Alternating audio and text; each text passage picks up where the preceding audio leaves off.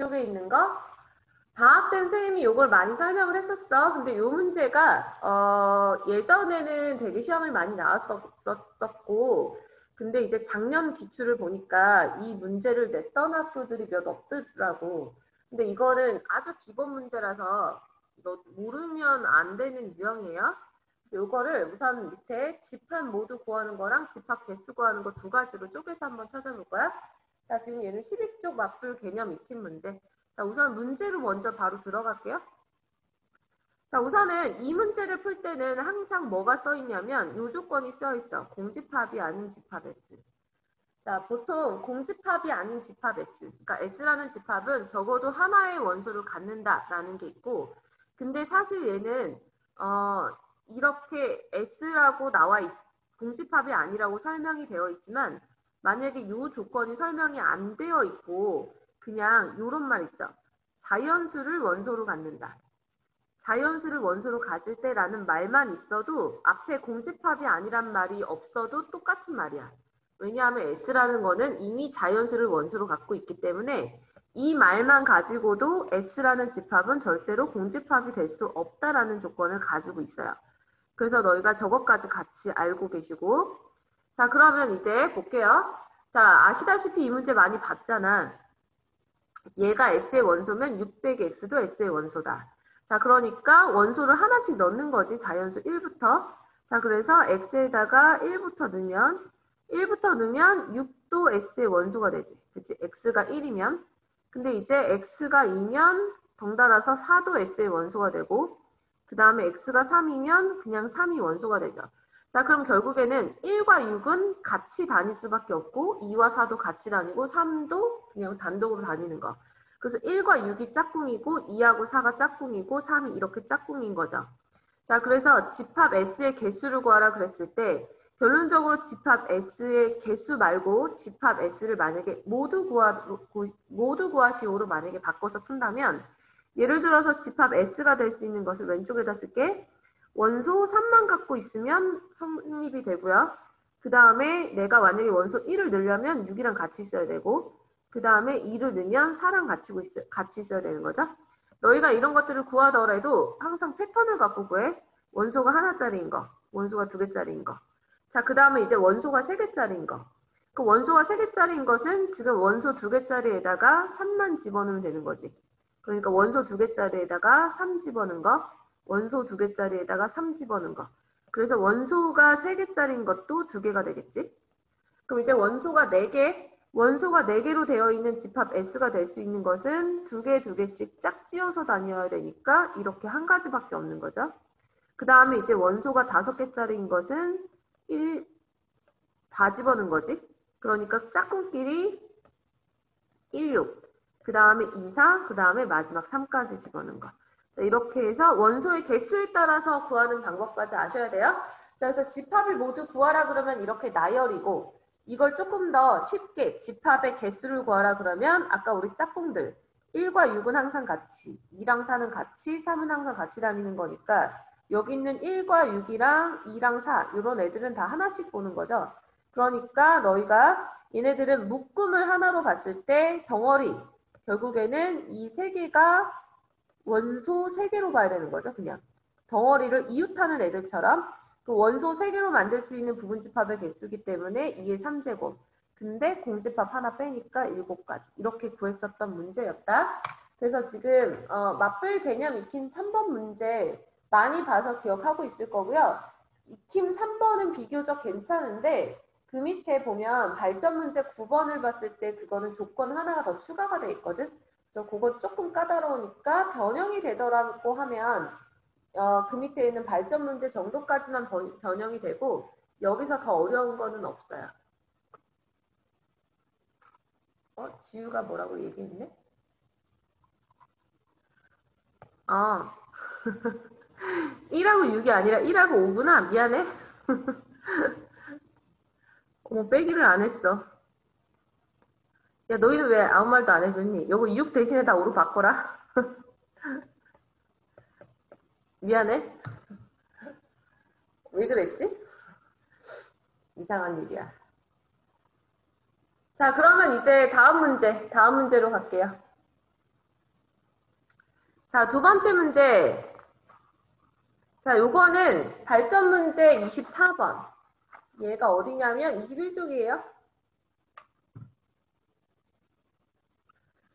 자, 21쪽에 있는 거. 요거 부분집합의 원소 중 원소의 개수가 2개 이상인 집합에 대해서 각 집합의 가장 작은 원소를 모두 더한 것은. 이것도 우리가 방학 때 봤었는데, 자, 요거는 작년 기출을 봤었을 때 이 문제 유형을 냈던 학교가 그래도 한 3-4학교 정도는 됐었거든. 그래서 요 방법을 개념을 간단하게 다시 한번 좀 보면서 정리를 해볼게요. 자, 부분집합 중에서 가장 작은 혹은 가장 큰 원소의 합을 구하는 거. 자, 얘가 우선 문제를 그대로 안 풀고 그냥 원소가 얘는 2개 이상이라는 조건이 붙어 있는데 이 조건 없이 그냥 부분집합 중에서 한번 찾아볼게요. 자, 여기 부분집합 중. 자, S라는 집합이 1, 2, 3, 4, 5. 자, 1, 2, 3, 4, 5가 있을 때 이것의 부분집합이라고 하면 여기 있는 부분집합은 당연히 2의 5제곱이니까 32개가 나와.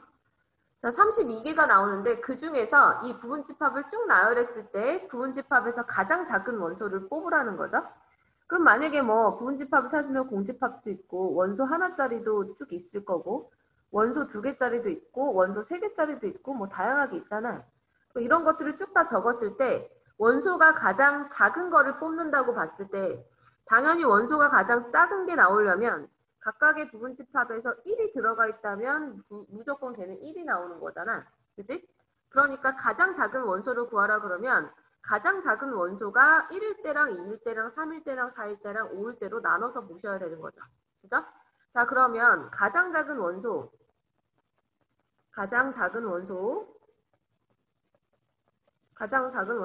1일 때, 2일 때, 3일 때, 4일 때, 5가 되었을 때 5가지로 나눠서 보는 거. 그럼 가장 작은 원소가 1일 때부터 봤을 때, 자, 가장 작은 원소가 1이 된다라면 주어져 있는 부분집합은 1을 반드시 포함하는 거지. 그지? 자, 가장 작은 원소가 1이 되려면 원소 1은 포함하고 나머지는 뭐 포함해도 되고 안 해도 되고. 그러니까 원소 5개 중에서 1을 포함하는 부분집합의 개수면 2의 4제곱이죠. 그러니까 1이 들어가 있는 것의 개수가 2의 4제곱만큼 있다. 자, 그러면 이번에는 가장 작은 원소가 2일 때, 자, 가장 작은 원소가 2일 때는 2는 포함을 해야 돼. 그치만 1은 갖고 있으면 안 되지. 그지? 그러니까 가장 작은 원소가 2가 되려면 1은 안 갖고 있어야 되므로 얘는 개수가 2의 3제곱. 그죠? 자, 그러면은 이런 식의 패턴이라면 3일 때, 4일 때, 5일 때도 패턴이 보이죠? 그러면은 가장 작은 원소가 3일 때는 그 개수가 2의 제곱일 거고 가장 작은 원소가 4일 때는 2겠죠? 얘는 한 가지겠지. 그지? 자, 그러니까 전체 가장 작은 원소가 1이 나왔을 때의 경우의 수가 2의 4제곱이니까 다 더하면 이만큼, 그 다음에 2가 나온 거 다 더하면 이만큼, 그 다음에 3 나온 게 다 더하면 이만큼, 4 나온 게 다 더하면 이만큼, 그리고 5 나온 거 한 가지. 그래서 만약에 모든 부분집합의 원소에서 가장 작은 원소들의 합을 구하라 그러면 이렇게 푸는 거죠. 그죠? 자, 그런데 지금 24번은 여기서 한 단계 더 구하는 게 원소의 개수가 2개 이상인 거. 자, 원소의 개수가 2개 이상인 거니까 원소의 개수가 하나인 것은 다 빼야 돼. 그럼 원소의 개수가 하나짜리인 것들은 다 빼야 되니까 이건 아예 원소의 개수를 2개 이상인 걸 뽑아놓고 시작하시면 돼요.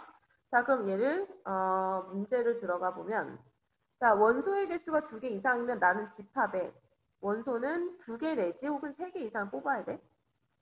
그러면은 예를 들어서 이 중에서도 어쨌든 가장 작은 원소가 1인 경우, 그 다음에 2인 경우, 3인 경우, 4인 경우 있겠지만 이번에는 뭐가 없어? 5인 경우는 존재할 수 없죠. 왜냐하면 원소가 2개 이상이 돼야 돼. 자, 원소가 2개 이상이 되려면 5랑 다른 거 넣었을 때가 되는 게 없으니까 5인 거를 제외하고 가셔야죠. 자, 그럼 이제 가장 작은 원소가 1일 때. 자, 그럼 가장 작은 원소가 1이라면 1 말고 다른 원소가 있어야 돼. 그러면 1 말고 다른 원소가 있어야 되니까 너희는 이거를 전체 경우에서 1을 뽑아놓고 봤을 때 다른 원소가 아무것도 없는 거를 빼주면 되는 거지. 그지? 그럼 전체 경우의 수에서 결국엔 1을 먼저 뽑아놓고 나머지 여기가 1개 이상이 돼야 되는데 여기 있는 원소가 한 개 이상이어야 되는데 나머지 있는 원소가 한 개일 때를 빼주면 되는 거. 자, 그러니까 전체 경우에서 하나인 걸 빼주는 거. 그럼 지금 1을 포함하고 있는 부분집합의 개수는 2의 4제곱. 자, 1을 무조건 가지고 있는 부분집합의 개수는 2의 4제곱인데 그 중에서 여기에서 1만 단독으로 가지고 있는 부분집합은 제외시켜야 되니까 하나를 빼면 되지. 그치? 그래서 얘는 15개. 자, 그러면 이제 원소 2. 그럼 원소 2가 가장 작은 수일 때 원소 2가 가장 작은 수가 2일 때면 얘는 1은 갖고 있으면 안 되고 2는 갖고 있어야 되고 나머지 하나가 또 있어야 되는 거죠. 그러니까 얘도 똑같이 2의 3제곱인데 얘는 공집합은 안 되니까 하나 빼니까 얘는 7가지가 되는 거지. 자, 그런 식으로 같은 패턴으로 쭉 구하시면 돼요. 그럼 이제 가장 작은 원소가 3일 때는 2의 제곱 빼기 1이겠죠. 그 다음에 가장 작은 원소가 4일 때는 2 빼기 1이겠지. 그러므로 이제 가장 작은 원소의 합이니까 얘네들 이제 곱해서 더할 거예요. 요거. 그럼 답 찾으면 되겠죠.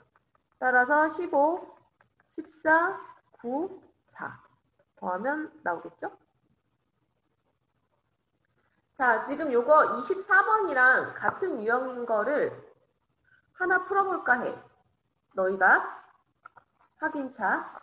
자, 어디로 갈 거냐면 마플 교과서 저기 뒤로 66쪽으로 가야 돼. 멀리 가야 돼. 66쪽에 가시면 137번 문제 있거든.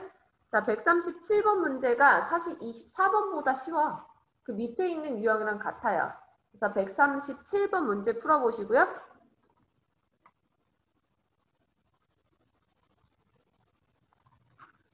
자, 33번 문제는 솔직히 이게 막 어려워서가 아니라 이거 시험에 많이 나와서 문제를 뽑았거든. 그러니까 각인시키려고 이 문제 절대 틀리면 안 돼 라는 의미인 거야. 여기 있는 이 33번 유형이 어떤 거냐면 부등식을 활용하는, 그러니까 집합인데 부등식을 이용하는 게 시험에 엄청 많이 나와. 이게 집합인데 부등식을 이용하는 거. 근데 그 부등식이 지금 33번에 나와 있는 A집합처럼 2차 부등식인 경우도 있고요. 그 다음에 이게 절대값 부등식인 경우도 있고 아니면 그냥 다른 부등식인 경우가 있어.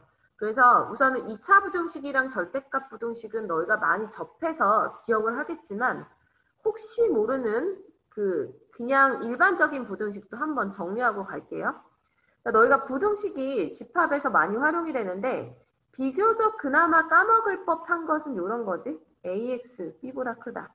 이거 우리 지난번 기말고사 하면서 이거 엄청 많이 했지, 이거. 자, AX가 B보다 크다. 자, 여기 있는 이 부등식은 그냥 부등식이죠. 요거의 이름은. 왜냐하면 A가 양수인지 음수인지 A가 0인지 아닌지 모르니까. 그러니까 얘는 X에 대한 부등식. 실제로 이게 시험에 집합 단원에서 이 부등식 활용하는 게 꽤 많이 나와. 정리 한번 할게요. 자, 얘를 풀 수 있는 방식은 두 가지였어. 얘는 A가 0이 아닐 수도 있고 A가 0일 수도 있는 거였죠. 자, 그때 A가 0이 아니면 너희가 부등식은 나누는 수가 양수인지 음수인지 따라 다르기 때문에 결론적으로 A가 0보다 클 때랑 A가 0보다 작을 때 부등식의 해가 두 가지로 갈리죠. 자, 그래서 A가 0보다 크면 X는 A분의 B보다 크다가 될 거고 A가 0보다 작으면 X는 A분의 B보다 작다가 되겠고 근데 만약에 A가 0이 돼버리면 좌변에 있는 식은 좌변에 있는 식은 무조건 0이 되니까 우변에 있는 B의 부호에 따라서 얘는 해가 갈리죠. 그러니까 B가 음수가 되면 0은 음수보다 크다니까 얘는 X가 뭐가 되든 상관없으니까 해는 모든 수가 되는 거지. 모든 실수가 될 거고 B가 0보다 크거나 같으면 해가 없다가 되는 거죠. 그래서 이런 식으로 해서 너희가 부등식의 종류 크게 세 가지. 2차 부등식, 절대값 들어가 있는 1차 부등식, 그 다음에 X에 대한 부등식. 요거까지 너희가 풀이하는 방식이 빠삭하게 되어 있어야 그래야지 얘와 관련된 문제 어렵지 않게 풀 수 있을 거다. 자, 가볍게 괄호 1번 하고요. 1번은 나랑 같이 풀고 2번은 너희가 풀게끔 시간을 잠깐 줄 거야. 자, 1번 보시면 교집합이 공집합이다. 자, 교집합이 공집합인데 A라는 집합 얘를 해를 빨리 구하면 X가 마이너스 N보다 작거나 같고 X는 N보다 크거나 같다 나올 거야. N이 자연수라서. 그 다음에 두 번째 거 B집합 해를 빨리 구하면 마오에서 오니까 1 더하면은 마사보다 크고 x는 6보다 작다 나오겠죠. 자, 그러면은 얘가 교집합이 공집합이 돼야 되는 거니까 우선은 마이너스 4에서 6까지를 먼저 표현해 놓고 그 다음에 거기다가 집합 A를 붙일 건데 A라는 집합이 양쪽 범위 근데 얘가 공집합이 되려면 당연히 얘가 마이너스 n이 마사보다 왼쪽에 있으면서 이렇게 되어야 공집합이 되겠죠? 그 다음에 n이 6보다 오른쪽에 있으면서 오른쪽으로 가야 얘는 교집합이 공집합이 되니까 결론적으로 마이너스 n은 마이너스 4보다 작거나 같다. 그 다음에 또는 n은 6보다 크거나 같다. 이거 풀어주면 n의 최소값이 나오는 거지. 그래서 푸는 거 자체가 어려운 거는 아닌데 이 유형이 뭐 다양한 부등식으로 나올 수 있어서 잠깐 부등식 언급했고요.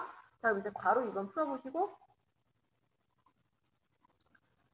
자, 그 다음 문제는 지금 이거랑 결과적으로 같은 패턴이야. 시험 문제가 요 스타일이 많이 나온다고 한 게 부등식을 활용하는 문제가 많이 나오는 거지. 이런 조건 있잖아. 교집합이 공집합이다라는 조건. 이런 것들은 계속 바뀌거든.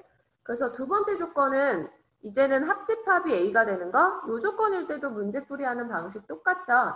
그래서 36번에 1번도 뭐 사실 어려운 게 아니고 그래서 얘 같은 경우도 합집합이 A가 된다라는 것은 합집합했을 땐 큰 게 나오니까 B가 A 안에 들어가는 거. 뭐 요것만 알면은 다 풀 수 있는 거라서 1번은 괜찮아. 그러니까 1번이나 2번은 쉽게 할 수가 있으니까 3번을 해보려고 하거든. 그래서 우선은 지금 1번은 굳이 내가 안 풀어줘도 될 것 같고 너희가 지금 2번을 풀어보고 2번을 푼 사람은 3번까지 도전을 해봐. 아마 3번은 틀릴 것으로 예상을 해. 근데 한번 해보고요. 2번하고 3번 지금 잠깐 풀 시간 줄 거니까 한번 풀어보고 3번은 이따 설명해 줄게. 풀 시간 한 2분 정도 줄게요. 자, 3번만 볼 건데 3번에서 너희가 만약에 이제 답이 아무래도 왜 나는 답이 2분의 5지? 라고 하는 사람들은 뭐를 놓쳤냐면 얘가 B 집합에 있는 요 식이요. 결코 1차 함수가 아니다. 그러니까 너희가 이 식을 정리할 때 보시면 1-mx가 1이다가 되잖아. 그럼 여기에서 이렇게 앞에 개수가 문자가 나오면 너희가 항상 얘를 두 가지 생각해야 돼. 0일 때랑 0이 아닐 때. 그래서 앞에 최고차항의 개수가 문자로 나오면 그것이 0일 때랑 0이 아닐 때 생각해야 되고요. 그 다음에 이제 문제에서 나와 있는 요 조건 A 합집합 B가 A다. 자, A 합집합 B가 A라는 것은 B가 A에 포함이 되는데 즉 B라는 집합이 원소가 하나도 없는 공집합일 수도 있다는 얘기야. 그러니까 B가 공집합일 수도 있고 A 집합의 원소가 마이너스 1하고 있는데 어쨌든 지금 주어져 있는 B 집합에 있는 식은 1-m이 0이 되면 m은 1인 거고 1-m이 0이 아니면 m은 1이 아닌데 m이 1이 아니기만 하면 얘는 해가 하나밖에 안 나와. 1차 방정식이니까. 자, 그래서 공집합이거나 B집합이 마이너스 1만 가지고 있는 집합이거나 2만 가지고 있거나 그래서 B가 될 수 있는 경우가 이렇게 세 가지가 나오는 거를 너희가 판단하고 가셔야 되고 그래서 마이너스 1과 2가 나오는 요거 있죠? 마이너스 1과 2 나오는 거. 자, 마이너스 1과 2가 나올 때가 바로 요거 m이 1이 아닐 때에서 해가 나오는 거죠. 요거. m이 1이 아닐 때. 그럼 m이 1이 아니면 얘는 1-m이 1-m분의 1이 x가 되니까 이게 마이너스 1일 때랑 1-m분의 1이 2일 때 이때 m 값을 구하면 첫 번째 거에서 m이 2 나오고 두 번째 거에서 m이 2분의 1이 나오죠. 왜 갑자기 x로 바뀌냐? 자, 그 다음에 이제 m이 1일 때. 자, m이 1이 되면 얘는 0 곱하기 x가 1이 되니까 이때는 해가 없죠. 해가 없다라는 건 B가 공집합이 된다는 소리야. 그럼 B가 공집합이 돼도 A의 부분집합이 되는 거 맞으니까 m이 1까지 추가가 돼요. 그래서 전체 개수가 이렇게 m이 3가지 나와서 답은 2분의 7 나오는 거. 이 문제 생각보다 갑자기 툭 튀어나오면 너희가 많이 틀리니까 이제 문제를 기억하는 게 아니라 개념을 너희가 기억을 해야 돼. 그래서 이제 식을 딱 보고 그 식이 뭐 1차 방정식인지 그냥 방정식인지 2차 방정식인지 걔네들이 어떤 식인지를 먼저 판단하고 나서 문제 풀이 들어가는 거 조심하시고요. 자, 그러면은 이제 그 다음 유형으로 넘어갈게요. 자, 요거. 자, 이거는, 야, 이거 오늘 배우면 이제 시험 문제 하나 맞추는 거야. 이거 엄청 많이 나와, 이거 시험에. 엄청, 모든 학교. 그러니까 너희가, 이거 그냥 시험 문제 무조건 나온다고 봐야 되고, 방금 봤던 그런 그 부등식 활용하는 것도 나오지만, 얘도 그냥 나와, 이것도. 자, 이제 얘가 어떤 유형인 거냐면, 얘는 2번을 못 걷고 1번을 너희한테 풀라고 줄 건데, 합집합이 지금 서로 같다고 나왔잖아. 그러니까 지금 내가 C를 구하는 건데 합집합이 같은 경우가 있고 교집합이 같은 경우로 나오는 케이스가 있어. 유형은 두 가지야. 자, 유형은 두 가지인데 결론적으로 답은 아마 똑같을 거야. 합집합이든 교집합이든 상태는 똑같아요. 자, 무슨 말이냐면 우선 합집합이 같을 때 먼저 볼게. 2번을 먼저 풀어볼 거야. 자, 지금 A 합 C랑 B 합 C가 같대. 자, A라는 집합이 1, 2, 3, 4, 5. 그거랑 C랑 합집합한 거랑 그 다음에 B라는 집합이 1, 3, 5, 7, 9 그 다음에 합집합 C 이게 서로 같대. 자, 그럼 이제 이 문제를 너희가 딱 나왔을 때 봐야 되는 것은 교집합이 뭔가를 먼저 판단을 하세요. 자, 그러면 A 교집합 B가 뭐야? 얘는 1, 3, 5가 되지. 자, 그러면 교집합에 있는 원소가 아닌 것들을 골라내볼게. 2, 4, 그 다음에 7, 9. 자, 그럼 봐봐. 합집합을 했을 때 이 두 개가 서로 같으려면 C라는 집합은 최소한 무엇을 원소로 갖고 있어야 되냐면 교집합을 제외한 2, 4, 7, 9 있죠. 얘를 C가 반드시 갖고 있어야지만 돼. 얘를 만약에 안 갖고 있으면 합집합했을 때 2, 4, 7, 9를 그러니까 등식이 성립할 수가 없죠. 만약에 C라는 애가 2, 4, 7, 9 중에서 뭐 1, 3만 가지고 있어. 이렇게 됐을 때 좌우변 안 같은 거 그냥 보이잖아. 그지? 그러니까 결론은 두 개가 서로 같으려면 교집합을 제외한 나머지 원소들을 반드시 C가 갖고 있어야 돼.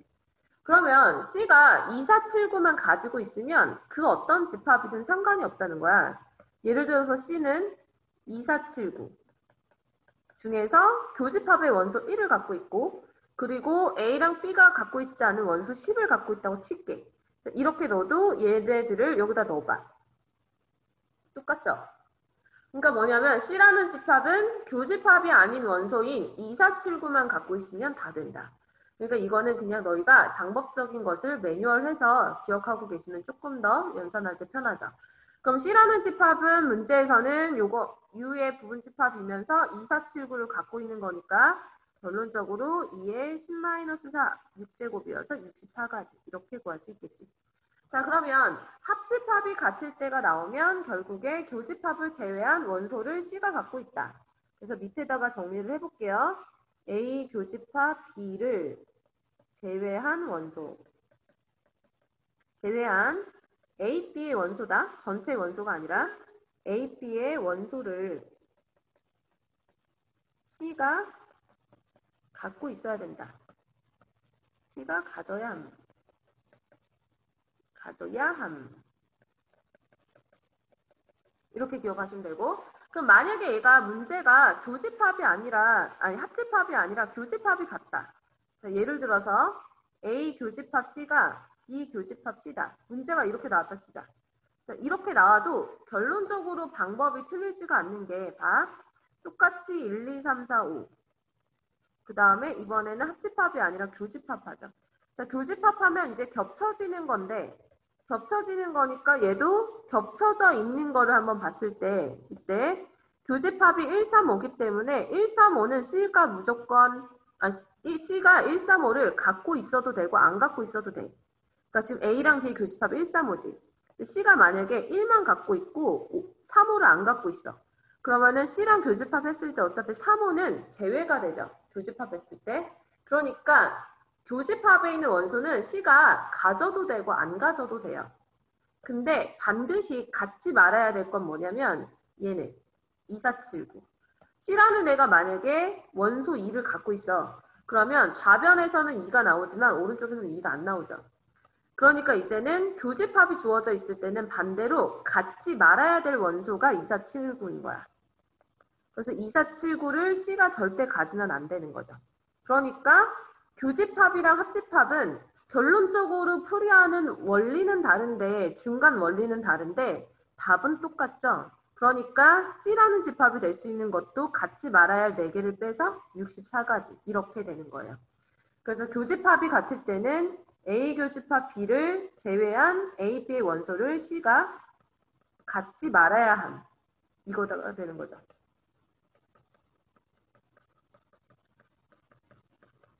자, 결론은 합집합은 가져야 되고 교집합은 가지면 안 돼요. 그렇게 기억하시면 돼요.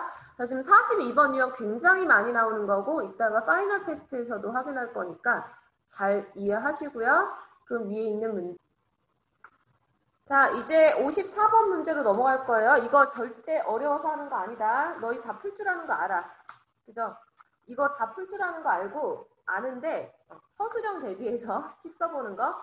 방학 때도 한번 연습을 했는데 이거 서술형 대비해서 식 쓰는 거 너희 알아야 된다 그랬었지? 그래서 그 방법 연습을 좀 해보려고 문제 한 번만 해볼게요. 자, 지금 54번 문제를 서술형이라고 생각하고 풀 거야. 자, 54번 문제 왼쪽에 있는 식. 자, 왼쪽에 있는 식 정리해서 정리를 해서 간단히 풀 건데 기억나나요? 이거 뭐부터 건드리라 그랬지? 이 문제? 이렇게 나와 있는 것들 너희가 식 정리할 때 가장 먼저 해야 되는 거. 너희가 배웠던 연산법칙 중에서 배우지 않은 한 가지가 있다 그랬어.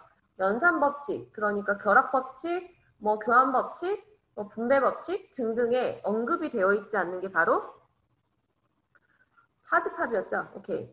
자, 차집합. 차집합 같은 경우는 저거 그대로 연산이 안 돼. 그래서 차집합이 나온다 싶으면 차집합으로 바로 A 차집합 B를 A 교집합 B 여집합으로 바꿔놓고 시작을 하셔야 돼요. 이거를. 자, 그러면 이제 너희가 이 문제가 서술형이 나왔다. 그랬을 때 주의해야 될 것은 그냥 A 차집합 B가 A 교집합 B 여집합이랑 이거 같다는 거는 그냥 이거 위에서 아래줄로 넘어갈 때 그냥 써주면 되거든? 그러니까 얘를 좌변을 계산을 할 때 A 차집합 B를 저걸로 바꾸는 거는 굳이 부연 설명이 굳이 필요하지 않아. 얘는 그냥 같은 거야. 요거는 이렇게 쓰시고 중괄호 그 다음에 교집합 A 교집합 B의 여집합의 여집합 그리고 서술형으로 나왔을 때 절대로 중간 과정을 집합에서는 많이 생략하지 마세요. 최대한 자세히 써야 돼. 자, 그럼 이제 이렇게 나타냈을 때 벌써 왼쪽 식에서 뭐 써야 되는지 보이죠? 분배법칙, 그지? A교 있으니까 분배법칙. 따라서 얘를 는 쓰고 앞에 A 교집합에 B의 여집합, 합집합 B 그리고 요거 중괄호 표시하시고요. 교집합. 물론 암산으로 머릿속으로 다 되겠지만 그 다음에 이제 두 번째 두 번째 식은 얘는 이제 여집합을 분배해야 되니까 이때 쓰는 것은 드모르간의 법칙이죠. 그죠? 자, 그러면 드모르간의 법칙을 먼저 할까? 그럼 이렇게 하자. 얘들아, 이거를 서술형이니까 식을 쓰게 하기 위해서 앞에 거는 처음에 안 건드릴게. 이거 그대로 이렇게 가고요. 그 다음에 뒤에 것만 드모르간만 먼저 쓸게. 그러면 A 여집합 합집합 B A 합집합 B 분배법칙 한 번에 쓰려고. 자, 이렇게 해놓고 그러면은 여기 과정에서 너희가 드모르간의 법칙을 쓴 거니까 여기 옆에다가 조건을 쓰셔야 돼요. 왜냐하면 드모르간의 법칙에 의해서. 그러니까 내가 드모르간의 법칙에 의해서 바뀐 게 지금 위에 있는 그 줄만 그 하나만 바뀐 거니까 얘를 이렇게 쓰시고 자, 그 다음에 이제 분배법칙 갈 거야. 그럼 앞에 거에서 분배법칙이 A 교집합 잠깐만 A 교집합 A, B 여집합 합집합 B 그 다음에 뒤에 거는 이제 합집합 B로 이제 분배법칙 가야 되죠. 그러면 합집합 B를 뒤로 빼고요. A 여집합 교집합 A 합집합 B 자, 그래서 얘는 분배법칙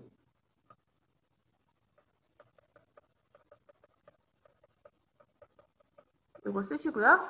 자, 그리고 나서 이제 중간 과정 생략하면 안 돼서 얘가 A 교집합에 B랑 B 여집합 합친 거 전체로 바꿔 쓰시고 그리고 괄호 놓치면 안 되고 그 다음에 A랑 A 여집합, 교집합, 공집합이니까 얘를 이렇게 표현하고 그 다음에 A 합집합이 얘는 A가 되는 거 그냥 이런 합집합이랑 교집합 관계는 그냥 그대로 이렇게 풀어내시면 돼요.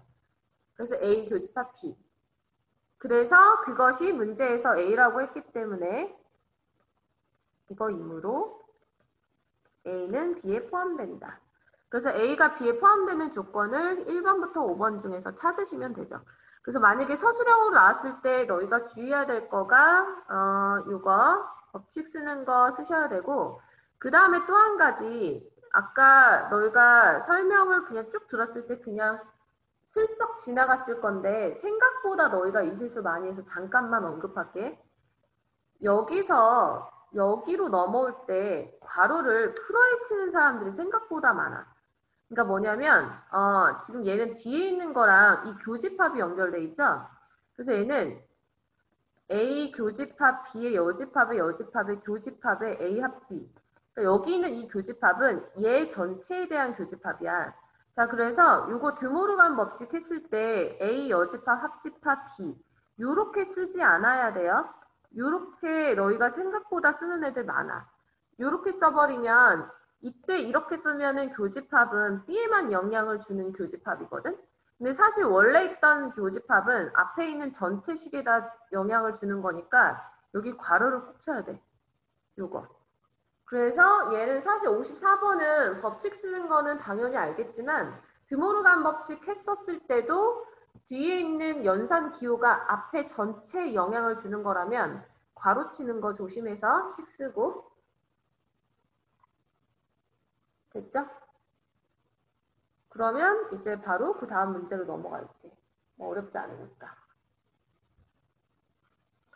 자, 60번으로 갈 건데요. 여기 있는 이 60번도 보면 얘도 사실 어렵진 않은데 아까 얘기했다시피 집합에서 부등식 활용하는 거 되게 많이 나온댔잖아. 그래서 얘도 부등식 활용하는 문제이긴 한데 조금 뭐 완전 생소하진 않겠지만 이거 합집합이 전체 실수다 라는 거랑 그 다음에 차집합이 나와서 문제를 고르기는 했어.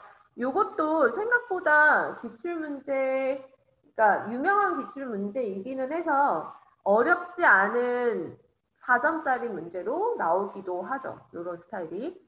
자, 어렵지 않으니까 빠르게 볼게요. 자, A집합 원소 구하면 마이너스 3보다 크거나 같고 X가 4보다 작거나 같다 나올 거고. 그 다음에 B는 양쪽 범위. 자, 근데 얘가 지금 A 합집합 B가 전체 실수라 그랬거든? 그럼 A 합집합 B가 전체 실수 전체. 자, 실수 전체면은 우선은 A 집합이 마이너스 3, 마이너스 3. 마이너스 3에서 4까지니까 여기서부터 여기까지. 그러면 실수 전체가 되려면 뒤에 있는 B라는 아이가 A보다 작고 B보다 큰데 A가 마3보단 오른쪽에 있어야 되죠. 적어도 모든 실수가 되려면 얘가 이쪽 사이 범위 말고 양쪽까지 다 돼야 되니까 합집합했을 때. 그래서 A랑 B의 위치는 여기까지. 그래서 만약에 가족것만 보고 푼다면 A는 마3보다 크면 되죠. 크거나 같으면 되지. 합집합이 전체 실수면 A가 3이랑 포개어져도 어쨌든 합집합했을 때 전체 실수가 나오니까. 그 다음에 B는 4보다 작거나 같으면 되죠. 자, 가조건만 봤을 땐 이렇게 범위로 나오지만 여기서는 이제 나조건을 보면 아예 숫자로 딱 나와요. 나조건. 자, 지금 A가 그림에서 봤을 때 여기야. 그럼 여기서 B를 차집합해. 그럼 B를 차집합하면 남는 게 여기죠. 그죠? 남는 게 여기인데 B가 뚫려 있는 거잖아. 뚫려 있는 거기 때문에 B 뚫려 있는 걸 빼면 남는 게 A랑 B는 포함해서 남는다. 그죠? A랑 B는 포함해서 남는 거. 따라서 그냥 얘 같은 경우는 A가 마3이고 B가 1이다가 그냥 바로 보이지. 사집합한 게 이거니까. 결론적으로 봤을 때 문제 자체는 어렵지는 않아. 그러니까 답을 구하는 것 자체는 어렵진 않은데 조금 디테일한 부분이 혹시 부족할까 싶어서 이 문제 골라서 간단하게 설명했고요. 자, 여기까지는 기본적인 문제 풀었고 이제 유형 한 가지만 더 하고 나서 두 문제, 유형 두 개? 유형 2개만 하고 나서 파이널 테스트 줄 거야. 파이널 테스트 4문제 하고 나서 조금 쉬었다가 갈게요.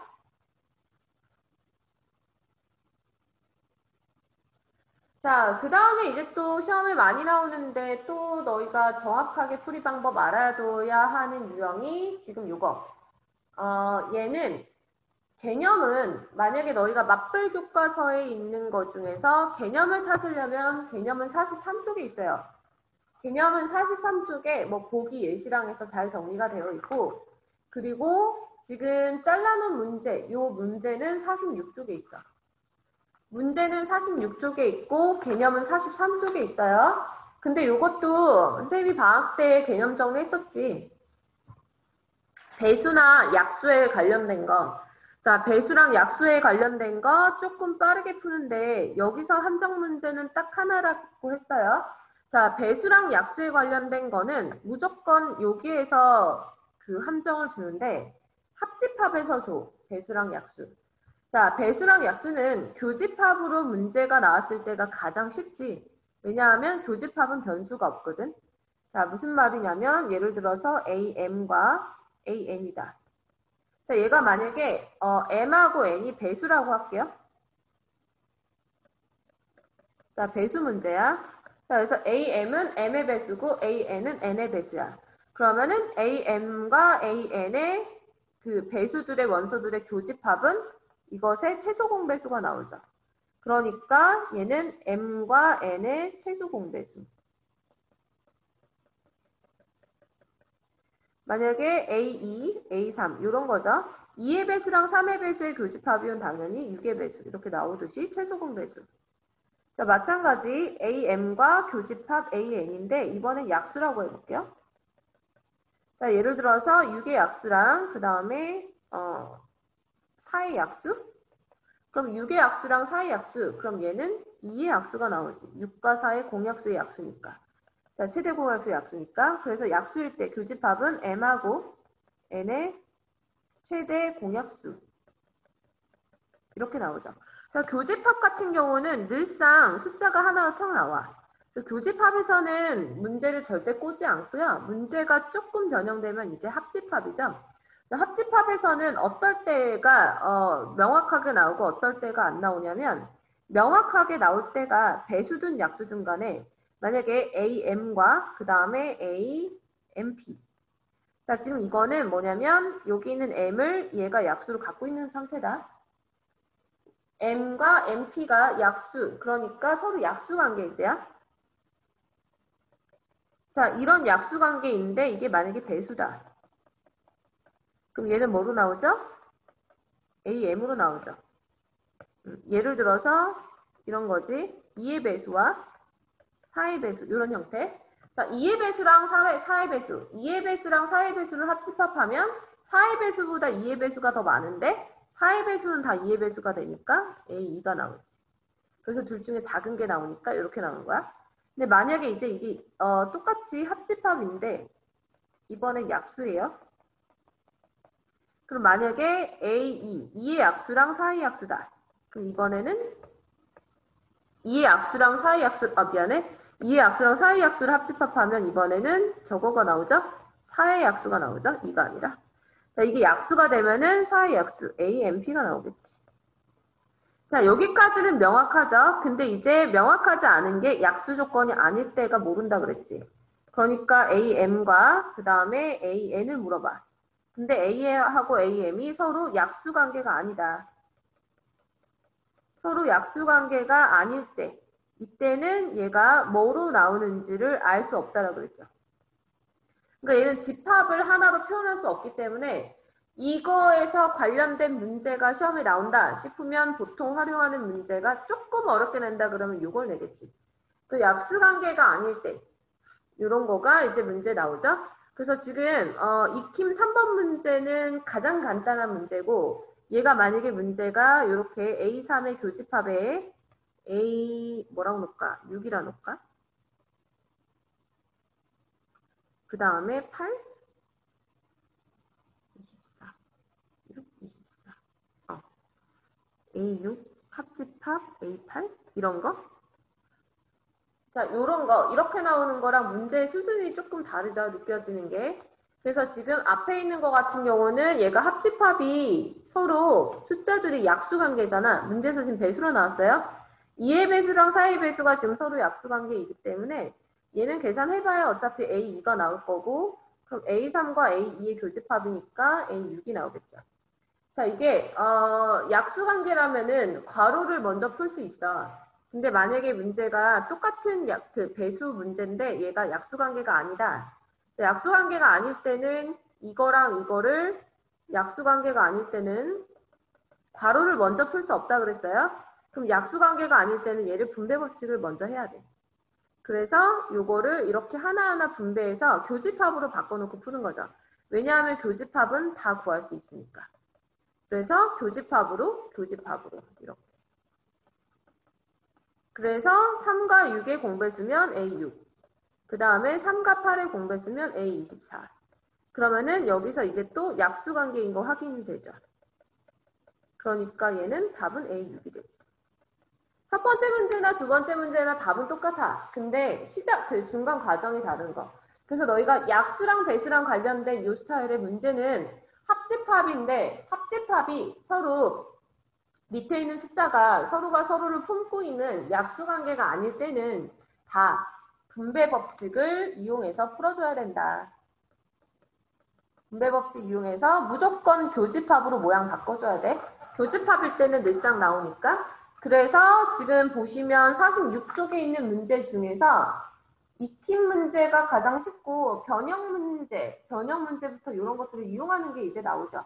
그래서 밑에 있는 68번 문제 보시면 벌써 이렇게 나오잖아. 합집합인데 약수관계 아닌 거. 그럼 그것들은 분배 법칙 이용해서 풀어줘야 되는 거. 이거 기억하고 넘어갈게요. 자, 그러면 이제 그 다음 문제. 거의 다 했어, 얘들아. 부분집합의 원소의 합. 자, 부분집합의 원소의 합. 요거 마지막으로 설명하고 파이널 테스트 네 문제 줄 거예요. 우선 1차 파이널.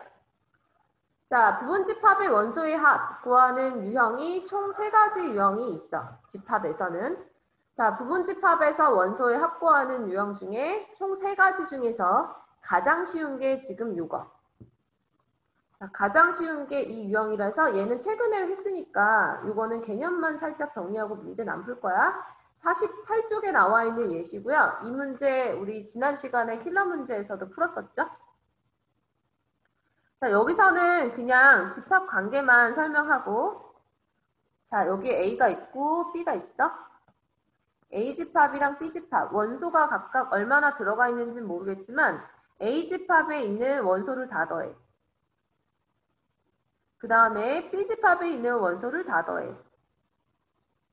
그래서 교집합에 있는 원소를 빼면 결론 전체 합집합의 원소가 나오니까 그 원리 이용해서 그냥 풀어주자는 거죠. 그래서 지금 이렇게 원소의 합이 나와 있는 거는 집합에 있는 원소의 합을 S로 표현해 볼게요. S가 썸의 약자니까. 그래서 A집합에 있는 원소의 합을 얘를 SA라고 놓을게요. A의 원소의 합. 이라고 놓으면 얘는 이렇게 원소의 합 구하는 거는 다 두 집합이 나와 있으면 이런 관계로 푸는 거죠. 합집합의 원소는 A랑 B 더한 다음에 교집합 빼는 거. 자, 이게 원소의 개수 구하는 거랑 결론적으로 다르지 않는다. 원소의 합 구하는 거. 그래서 이거 같은 경우는 지금 뭐 건드린 김에 잠깐 해보면 A의 원소의 합이 9니까 얘가 9가 되고 얘는 9 더하기 4K가 되는 거였죠. 그래서 9 더하기 4K. 그리고 교집합은 7. 그리고 합집합은 23. 그냥 요거 풀면 K가 나오는 거. 그래서 너희가 문제풀이하는 방식 자체를 좀 잘 기억해 놓으면 문제를 좀 빨리 접근할 수 있는 거. 그래서 얘는 항상 첫 번째 부분집합에 있는 원소의 합 구하는 문제는 합집합에 있는 원소의 합이 각각 더해서 교집합 뺀 거랑 똑같다 이용해서 풀어주면 되는 유형. 요 첫 번째 유형이었고. 얘는 쉽고요. 그 다음 거 요것도 방학 때 선생님이 한번 설명했었던 거. 자, 얘는 익힘 문제랑 발전 문제가 없어서 뒤에 노말에 있는 122번을 문제를 골랐고 이거 다 할 거 아니야? 간단하게 괄호 1번 개념만 공식화해서 전달하고 끝낼 거예요. 부분집합의 원소의 합 구하는 거, 이거 기억하는 사람들은 다 기억이 날 거다. 경우의 수 이용해서 하는 거였는데, 자, 보시면 지금 괄호 1번만 보면 얘는 1, 2, 3, 4, 1, 2, 3, 4의 서로 다른 16개의 부분집합을 이렇게 이름 짓고 그 안에 있는 원소를 다 더한 거, 그것을 AK라고 했을 때 그때 그 원소들의 합을 다 구하시오. 그러니까 얘는 부분집합에 있는 원소를 쭉 나열하고 그걸 다 그냥 더하라는 소리죠. 그러니까 만약에 얘가 A라는 집합이 1, 2, 3, 4일 때 이걸로 만들 수 있는 부분집합이 총 16개가 나오는데 여기 있는 16개 있는 이 원소들을 그냥 다 더하는 거. 근데 그냥 다 더하는 건데 그 원소들을 우리가 조금 더 빨리 더하는 방식이 있었죠. 아까 우리가 가장 작은 집합의 원소 구하는 거랑 결론적으로 똑같아. 자, 이렇게 원소를 찾다 보면 예를 들어서 1이 들어가 있는 집합들이 있을 거야. 1. 자, 1이 들어가 있는 집합들을 먼저 다 찾아보는 거. 그래서 우선 첫 번째 얘가 1이 들어가는 거. 원소 1을 포함하는 부분집합이 몇 개인지. 그 원소 1을 포함하는 거면 1을 포함하는 거니까 얘는 2의 3제곱 개수가 만큼이 있고. 그죠? 그럼 같은 방식으로 원소 2를 포함하는 것도 2의 3제곱. 3 포함하는 것도 2의 3제곱. 4 포함하는 것도 2의 3제곱. 그러니까 1이 2의 3제곱만큼 있고 2가 2의 3제곱만큼. 그 다음에 다 2의 3제곱만큼 있는 거죠. 아까 가장 작은 원소에 합구하는 거랑은 보다 오히려 쉽지. 얘는 개수가 매번 동일하니까. 그래서 이걸 조금 더 빨리 구할 수 있는 게 원소 다 더한 다음에 곱하면 되지? 이렇게. 그래서 얘를 공식화해서 한번 만들어 보면, 즉 A라는 집합의 원소가 A1부터 AN까지 있다. 그러면 지금처럼 여기 있는 것에 부분집합에 들어가는 모든 원소들의 합, 부분집합에 들어가는 모든 원소들의 합을 만약에 SA 이렇게 놔본다면 그때는 얘네들 A1부터 AN까지를 다 더하고 AN까지를 다 더하고 얘가 부분집합의 개수를 곱하면 되는데 자, A1을 포함하는 부분집합의 개수가 2의 n-1제곱이죠? 각각이 다 2n-1이니까 2n-1만 곱해주면 된다. 요거 우리 배웠었던 거, 요 공식. 자, 이 공식 이용해서 이제 1번을 푸는 거고 그 밑에 있는 2번과 3번 조금 응용한 것 뿐인 거죠. 뭐 여기까지도 우리가 많이 봤던 거니까 얘도 여기까지는 또 빠르게 하고 넘어갈 거고 이거랑 똑같은 유형을 이따가 파이널로 보게 될 거예요. 됐죠? 근데 이제 마지막 유형은 처음 보는 거다. 자, 마지막 유형은 맞불 교과서 47쪽에 있어요. 자, 맞불 교과서 47쪽에 그 맞불 특강이라고 되어 있는 거. 그거 펼치면 이 문제를 볼 수 있겠고 얘는 보기 1번 문제, 중간에 있는 보기 1번. 부분집합의 원소의 합을 구하는 건데 얘가 약간 다르게 응용 문제인 거고 지금까지 풀었던 원소의 합 구하는 것 중에서 가장 어려울 거야. 느끼기는. 근데 문제를 먼저 쭉 읽었을 때 한번 읽어볼래?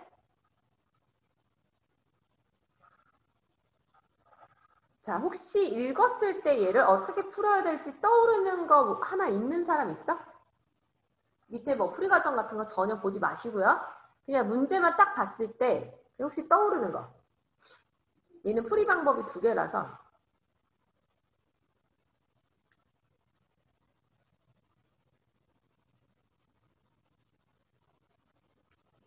없나? 혹시 산기가 생각난 사람 없어? 산술기야? 이 문제는 방법이 두 가지인데 사실 집합이 명제보다 앞단원이잖아. 그래서 명제를 배우지 않은 상태로 푼다면 얘는 2차 함수처럼 풀어야 되는데 2차 함수 풀이도 사실 그렇게 쉽지가 않거든. 얘를 이렇게 조금 더 깊게 들어가면. 근데 산기로 풀면은 계산이 훨씬 더 수월하긴 해. 이게. 그래서 우선 2가지를 보여주긴 할 건데 먼저 우선은 산기를 먼저 갈게요. 산기가 좀 더 심플하니까.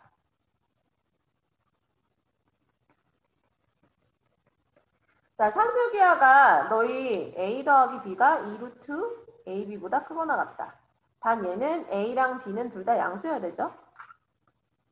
A도 양수, B도 양수. 자, 양수란 조건이 있어야 되고, 그리고 뭐 등호 성립 조건은 A랑 B랑 같을 때 등호가 성립한다.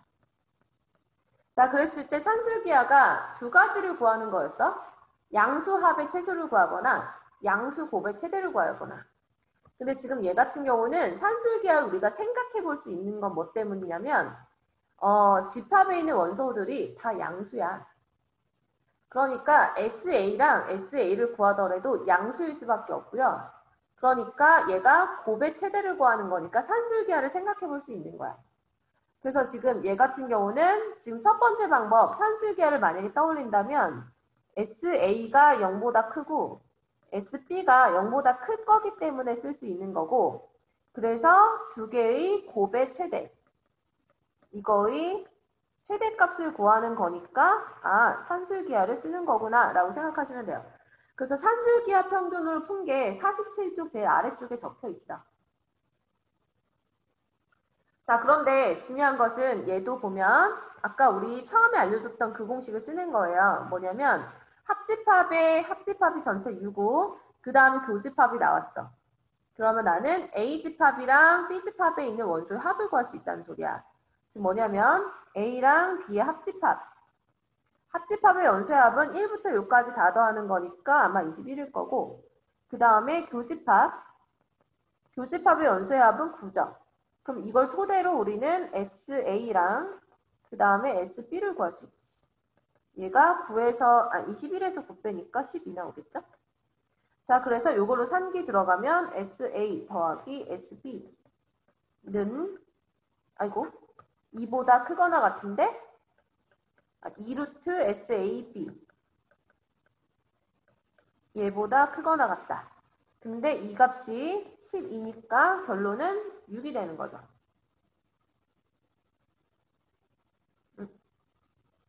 나 뭐 틀렸나? 제곱해야 되지? 오케이. 뭐가 틀렸네? SA 더하기 SB가 나 틀렸어?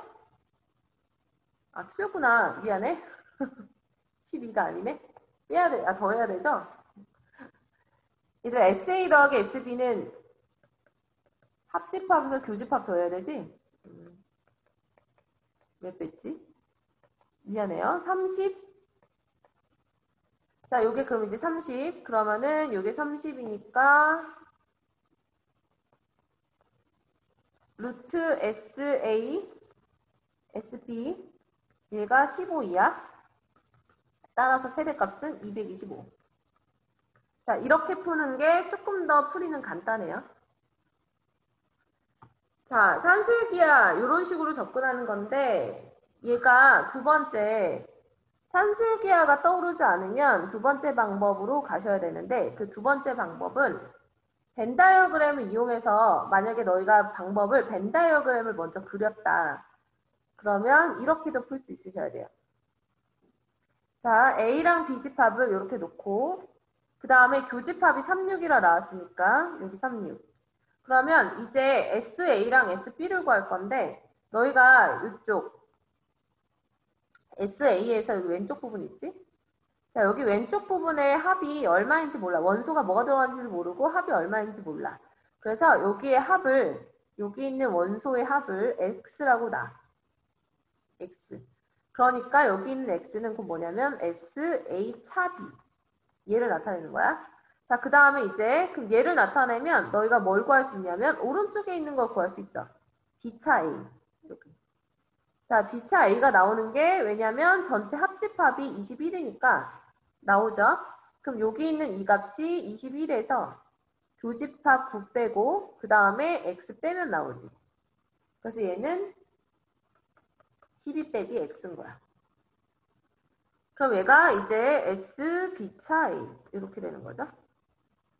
자, 그럼 이제 문제에서 구하라는 건 SA 곱하기 SB의 최대값이잖아. 그래서 얘는 이거대로 그냥 푸는 거예요. 즉 SA는 X 더하기 9지. 그지? 그 다음에 SB는 여기에다 9 더하니까 21 마이너스 X예요.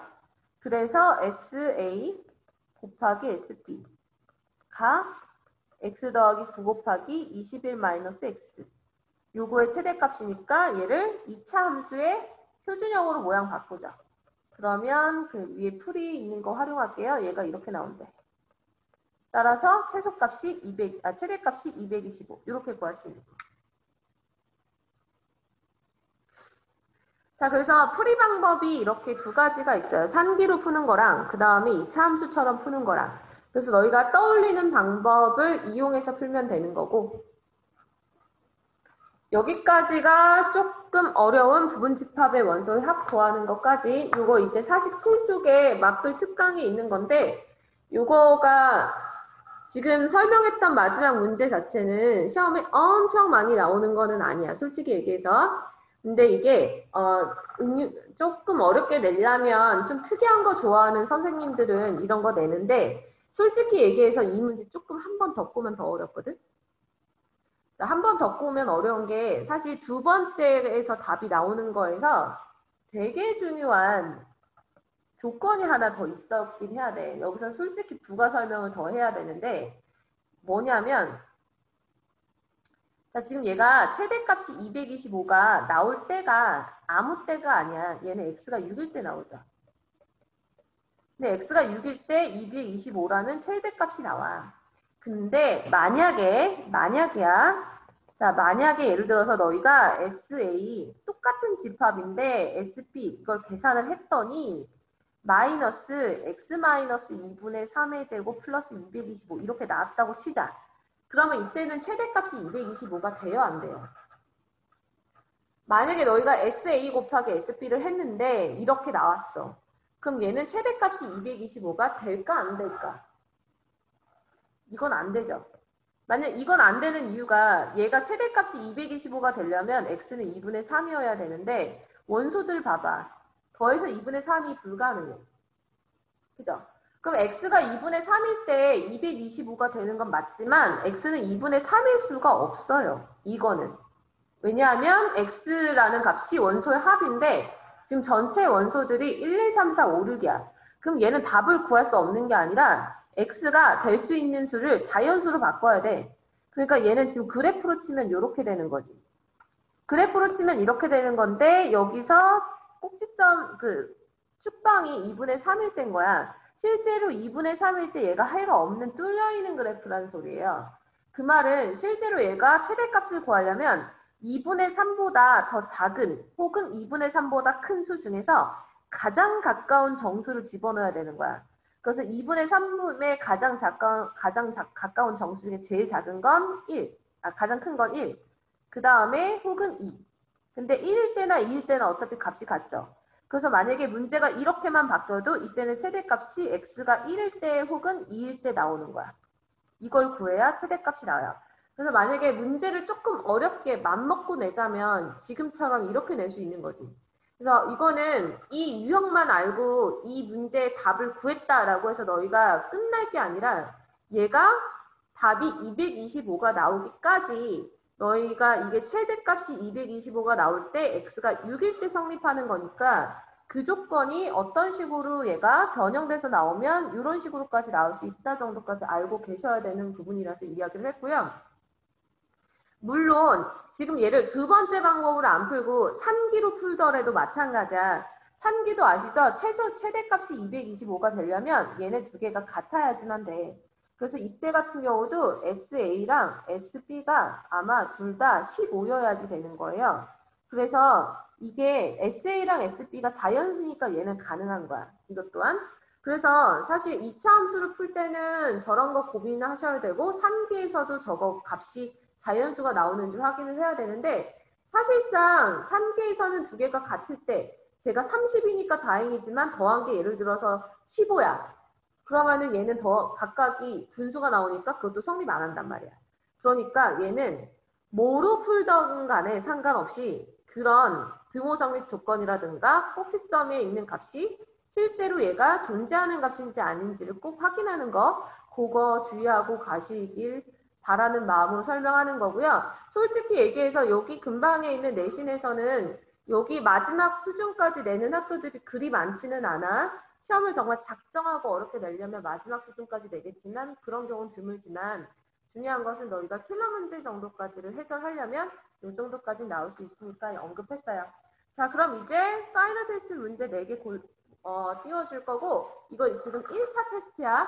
설명했던 유형이랑 겹쳐지는 거가 대부분이고요. 지금 고양이 캐릭터 있는 3번 문제 있지. 저 3번 문제만 조금 생소할 수 있으나 충분히 풀만해서 올렸어. 그래서 3번을 풀면 지난번에 우리 풀던 거 도전 문제 풀면 쌤이 포인트 준다 그랬잖아.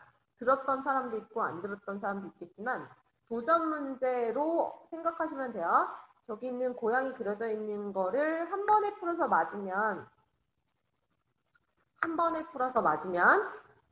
풀어서 맞았을 때야. 그랬을 때는 선생님이 포인트 1 줄 거야. 100원. 됐죠?